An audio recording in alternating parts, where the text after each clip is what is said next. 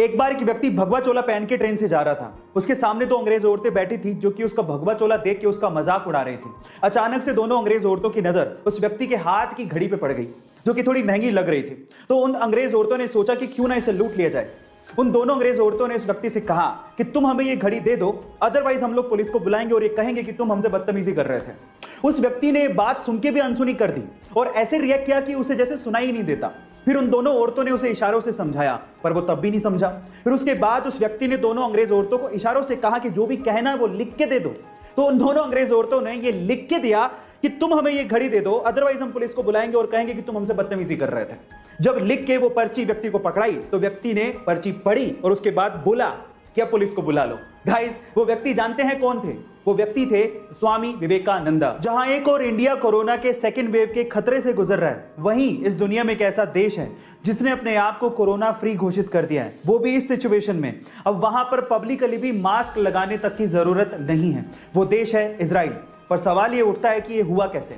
ये हुआ सामूहिक टीकाकरण प्रोग्राम को सुनियोजित तरीके से चलाने की वजह से। सबसे पहले तो वहां के लोगों ने अपनी सरकार पर वैक्सीनेशन के लिए भरोसा दिखाया और वैक्सीनेशन प्रोग्राम में बढ़ चढ़कर हिस्सा लिया। इसके लिए गवर्नमेंट ने एक ऐप लॉन्च किया जिसके थ्रू इजरायली लोगों ने अपने आप को रजिस्टर किया, फिर निर्धारित समय और स्थान पर पहुंचकर वैक्सीन लगवाई और ग्रीन कार्ड हासिल किया। और गाइज, ये सारा का सारा काम बिना कागजी कार्रवाई के किया गया। गाइज, क्या आपको भी लगता है कि इंडिया में भी इजराइल के जैसे ऐसा कुछ होना चाहिए? चैट सेक्शन में जरूर लिखें। 7 साल की उम्र में आपने बच्चों को खिलौनों से खेलते या फिर अपने पेरेंट्स की निगरानी में रहते देखा होगा, लेकिन कनाडा की एक 7 साल की बच्ची है जिसके कारनामे सुन के आप लोग हैरान रह जाओगे। ये 7 साल की बच्ची जिसका नाम रोरी वेन उल्फ है, 80 किलो का वेट उठा के डेड लिफ्टिंग कर सकती है, जो कि बड़े बड़ों के लिए इम्पॉसिबल सा काम होता है। गाइस, मैं आपकी जानकारी के लिए आपको बता दूं कि रोरी इतनी छोटी सी उम्र में 30 केजी वेट लिफ्टिंग चैंपियनशिप में अंडर 11 और अंडर 13 की चैंपियन भी रह चुकी हैं। रोरी के पापा के अनुसार ये पूरे विश्व की 7 साल की सबसे मजबूत महिला है। गाइस, आपको रोरी के बारे में सुन के कैसा लगा? चैट सेक्शन में जरूर लिखें। कोरोना की सिचुएशन में आपने बार बार ऑक्सीजन के सिलेंडर के बारे में जरूर सुना होगा, और अगर आपने ध्यान से देखा है तो ऑक्सीजन के सिलेंडर का कलर भी फिक्स होता है। उसकी बॉडी ब्लैक होती है और उसका शोल्डर व्हाइट होता है। ऐसी किसी हरे, नीले, पीले सिलेंडर में ऑक्सीजन नहीं भरी जाती। इसका मतलब यह है कि गैस के हिसाब से सिलेंडर का कलर फिक्स होता है। जैसे कि अगर शोल्डर व्हाइट है तो ऑक्सीजन, अगर शोल्डर ब्राउन है तो हीलियम, अगर शोल्डर ब्लैक है तो नाइट्रोजन, अगर शोल्डर ब्लू है तो लाफिंग गैस, अगर शोल्डर ग्रे है तो CO2 गैस, और अगर शोल्डर रेड है तो इसका मतलब उसमें कोई फ्लेमेबल गैस भरी है। गाइस, ये इंफॉर्मेशन आपको कैसे लगी? चैट सेक्शन में जरूर लिखिए। आजकल लोगों को मोमोज बहुत पसंद है। कई लोग इसे बाहर से मंगवा के खाते हैं और कई लोग घर पे बना के। लेकिन क्या आपने कभी गौर किया है कि जो मोमोज आप घर पे बनाते हो वो ऑफ व्हाइट या येलो कलर के होते हैं, लेकिन जब आप मोमोज बाहर से मंगवाते हो तो वो सफेद चमकदार होते हैं? अब ऐसा क्यों? क्या आप जानते हैं? चलिए मैं आपको बताता हूं।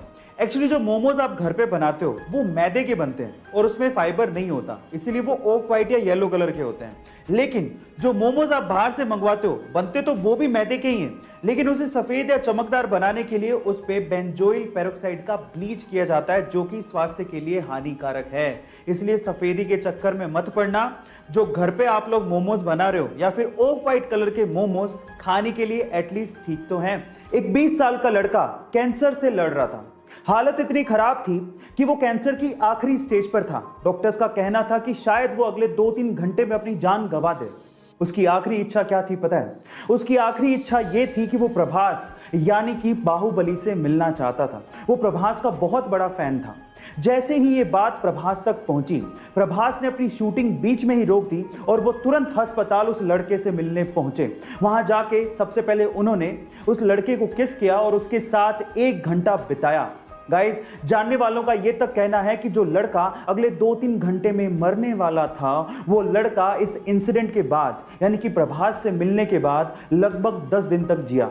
गाइस, ऐसे ही प्रभास को डार्लिंग नहीं कहते, such a kind hearted man. Guys, India में बहुत सारे ऐसे मंदिर हैं जो कि बहुत ज्यादा रहस्यमयी हैं, और उन्हीं में से एक मंदिर है आंध्र प्रदेश का लेपाक्षी मंदिर। गाइस, आंध्र प्रदेश का लेपाक्षी मंदिर टोटल 70 खंभों पे टिका हुआ है, लेकिन रहस्यमयी बात यह है कि उन 70 खंभों में से एक खंभा जमीन को टच ही नहीं करता, यानी कि छूता ही नहीं है, वो हवा में ही लटका हुआ है। अब ऐसा क्यों है और इसके पीछे का क्या रहस्य है, इसके बारे में तो कोई नहीं जानता, लेकिन यहां के श्रद्धालुओं की यह मान्यता है कि जो भी इस लटके हुए खंबे के नीचे से कपड़ा निकालता है उसे सुख और समृद्धि की प्राप्ति होती है। गाइस, क्या इसके पहले तक यह रहस्यमयी चीज आपको पता थी? और अगर नहीं पता थी तो चैट सेक्शन में जरूर लिखिएगा और ऐसे अमेजिंग वीडियोस के लिए यूट्यूब पे हमारे चैनल को सब्सक्राइब कर लीजिएगा और अगर आप इंस्टाग्राम पे देख रहे हैं तो मुझे फॉलो करना मत भूलिएगा। मिलते हैं अगली वीडियो में।